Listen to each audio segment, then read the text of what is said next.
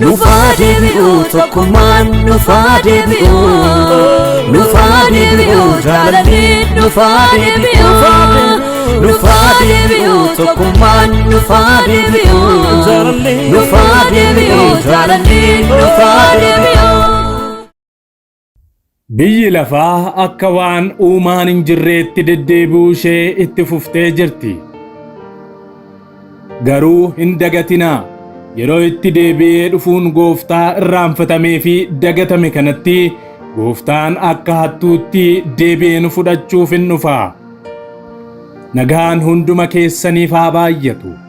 Akkam jirtu daawwattoota Kiristiyaan Miidiyaa. Qophii addaa fi bilbila dammaqsituu galgala kana isiniif qindeeffannee isiniif dhiyeessuuf qabannee dhiyaanneet jirra. Hamma xumura qophii keenyaatti nu wajjin turaan affeerraa keenya. Yeroo jalqabaaf gara chaanaalii Kiristiyaan Miidiyaatti kan dhuftan subscribe gochuudhaan mallattoo bilbilaa gadi tuquun dagatinaa. Kana gochuu keessaniin odeeffannoowwan kiristiyaanummaa wayita karaa chaanaalii Kiristiyaan Miidiyaatiin gadhiifaman hunduma dursee akka isin naqqabuuf isin gargaara. Viidiyoo kana like, share gochuudhaan immoo obboloota ergaan kun naqqabuu fi qabu hundumaa biraan ga'uu hin dagatinaa isiniin jechaa yaada qabdan koomentii irratti nuu qoodaa. Kallattiidhaan gara sagalee bilbilaatti wal wajjin haa dabarru.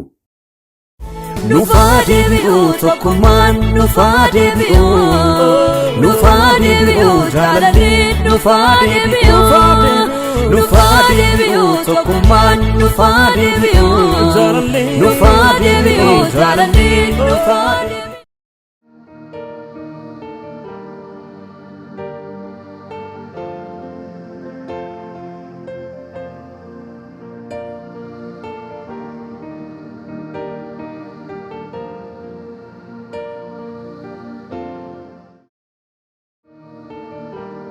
Samii irratti sagalee guddaa fi sodaachisaan in dhaga'ame. Ergamoonni duumessaan marfamanii xumurri biyya lafaa ga'eera jedhanii ni labsuu malakatas ni afuufu turan. Yeroo sana ilmi namaa humnaa fi ulfina guddaan farda adii irra taa'aa ergamoota lakkoofsi isaanii hin beekamneen marfamee simboo guddaadhaan utuu dhufuus ni argama.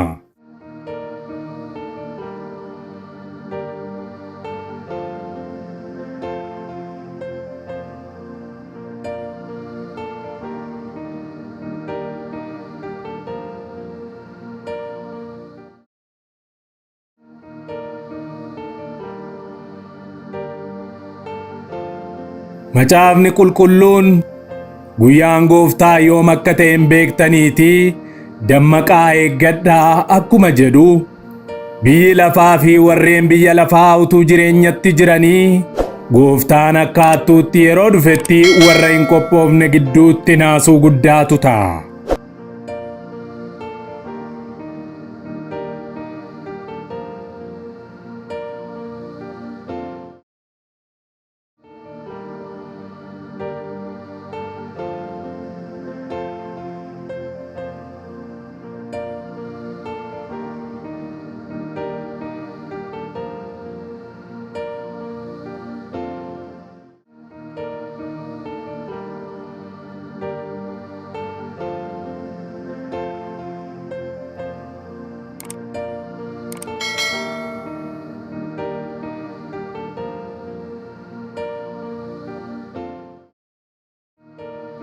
Simboo sagalee saarraas kan ka'e awwaalonni ni banamu.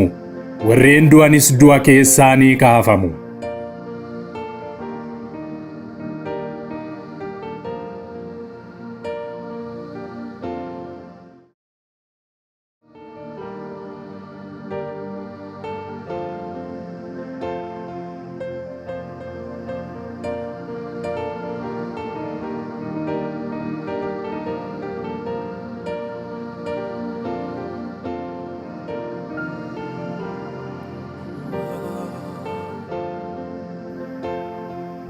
Tokko tokkoon isaanii yeroo lubbuun turanitti waan godhaniif murtoo fudhachuuf lafeen isaanii foon uffatanii gooftaa duratti dhiyaatu.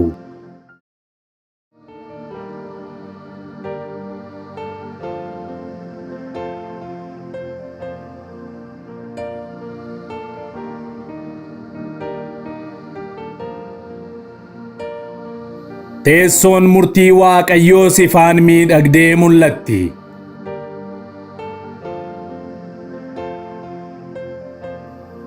Fuuldura isaattis macaafni gocha nama hundumaa qabu ni banama.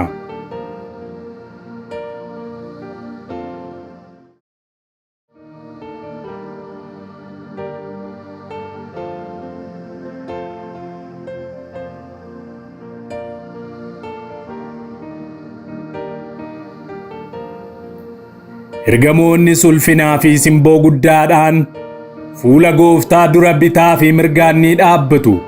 Malakannis ergamootaan ni afuufama.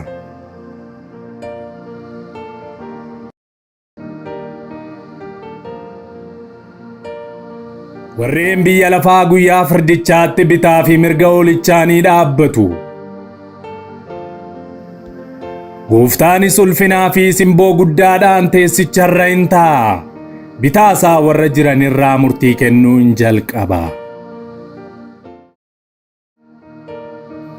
Tokko tokkoonis waan raawwatanii fi wanti macaafa irratti galmaa'ee fi jiru ni dubbifama.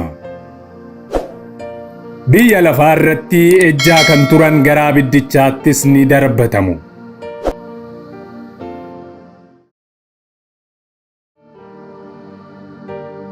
Maqaa Waaqayyootiin kadhatamee kan hiyyeessa beela hin nyaachisin, ofii isaa quufa irraa hafaa keessa kan turee fi garaa isaa qofaaf kan jiraate innis abiddichatti ni darbatama.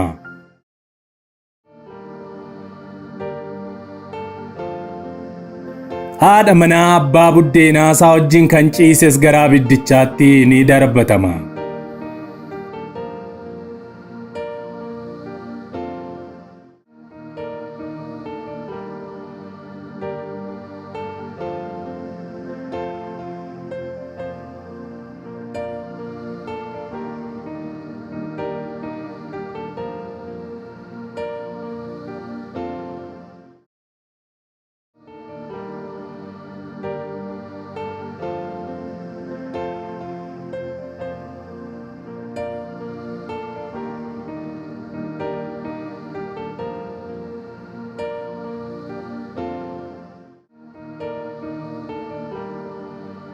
Waaqa tolfamaa waaqessaa aarsaas dhiyeessaa kan turanis gara abiddichaa hin naamneetti isa raammoon keessaa hin duune nama nyaatuttis ni darbatamu.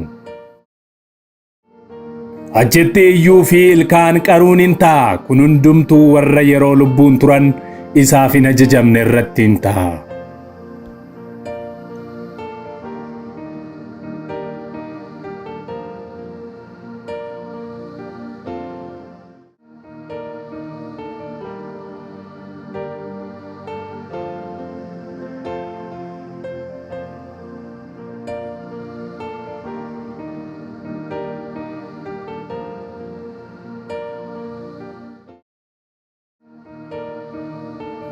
Ergasiis biyya lafaatti Waaqayyoof kan abboomamanii fi kan sodaataniif warra maqaan isaanii galmee warra jireenya argatanii irra jiru ni dubbifama.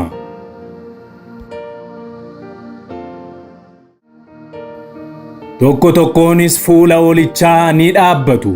Namoota gaddan kan jajjabeessan, karaa jireenyaas kan itti agarsiisan, tokko tokkoon uffata adii uffifamanii ergamootaan gara iddoo isaaniif qophaa'etti ni geeffamu.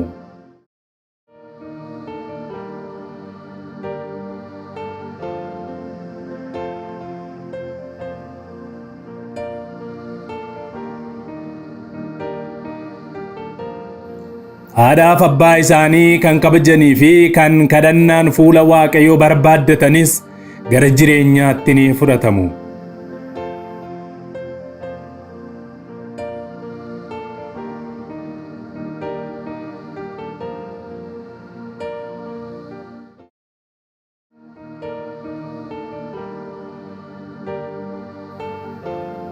Biyya lafaa irratti beelaa kan nyaachisee dheebotaa kan obaasee kan daares kan daara baasee ni fudhatama.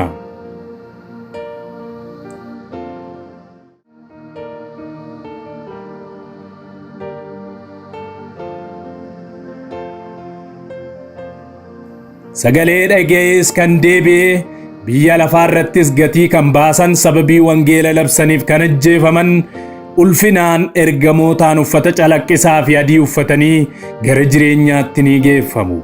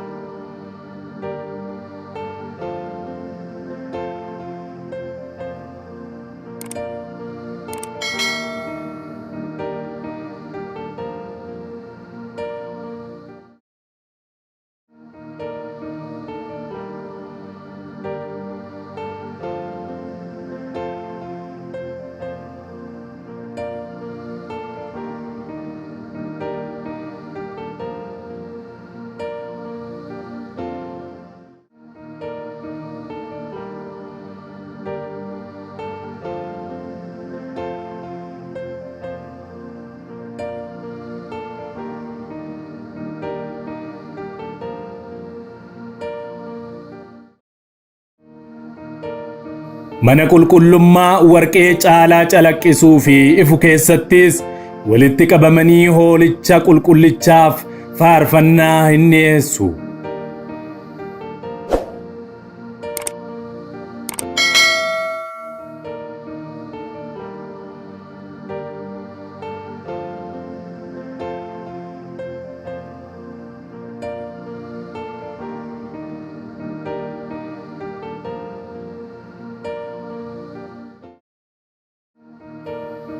Abaaboowwan ijatti bareeduu fi nama hawwatu keessa taa'anii ergamoota wajjin jannata keessa hin jiraatu.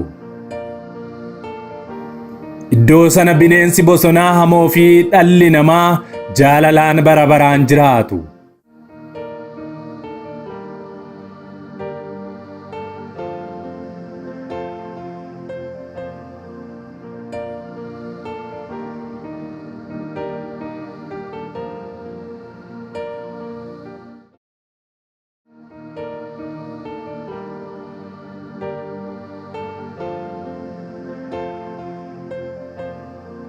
Gonfoo warqee isaanii godhatanii akka ijoollee mootiitti ergamoota wajjin bara baraan hin jiraatu.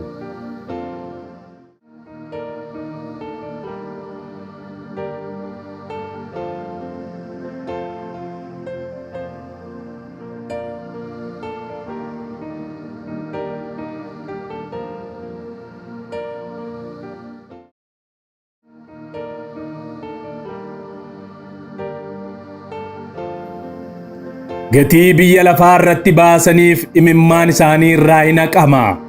Isaanis ijoollee isaa ta'uu, innis abbaa isaanii isaaniif hin ta'a. Mul'ata Yohaannis boqonnaa 22 lakkoofsa 7.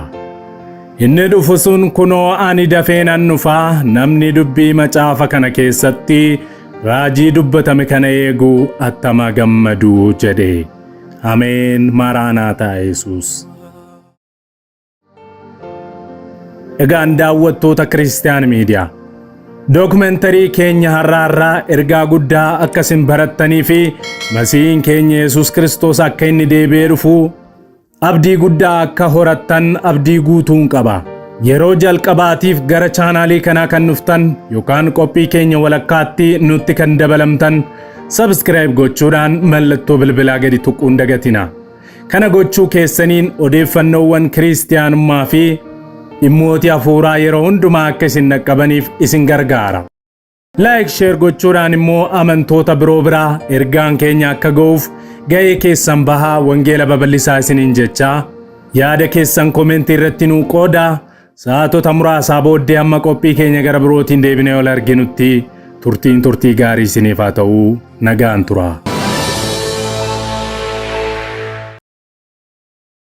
Nagaa fi araarri Kiristoos bakka jirtanitti hunduma keessaniif haa baay'atu. Akkam jirtu daawwattoota Kiristiyaan Miidiyaa. Odeessa wayitaawaa yeroo kanaaf isiniif qindeeffannee isin biraan ga'uuf qabannee dhiyaanneerra hamma xumura qophii keenyaatti nu wajjin turaan affeerraa keenya. Yeroo jalqabaaf gara chaanaalii keenyaatti kan dabalamtan subscribe gochuudhaan mallattoo beelii sana fuulduratti isinii ba'u saala tokko gadi tuquun ol kan jettu irra kaawwachuudhaan akkasumas like gochuudhaan yaada keessan ammoo saanduqa yaadaa keessatti nuuf barreessuu hin dagatina. Share gochuudhaanis guddina chaanaalii keenyaa keessatti gahee keessan baasiniin jecha karaa fuula websaayitii keenyaa odeeffannoowwan kiristiyaanaa dabalataa barreeffamaa afaan beektan afaan oromootiin akka isin naqqabuuf koomentii jalqabaarra liinkii isinii keenya jiru sana gadi tuquun achiinis maatii taasisin jenna. Kallattiidhaan gara qophii keenyaatti wal wajjiin hadabarru.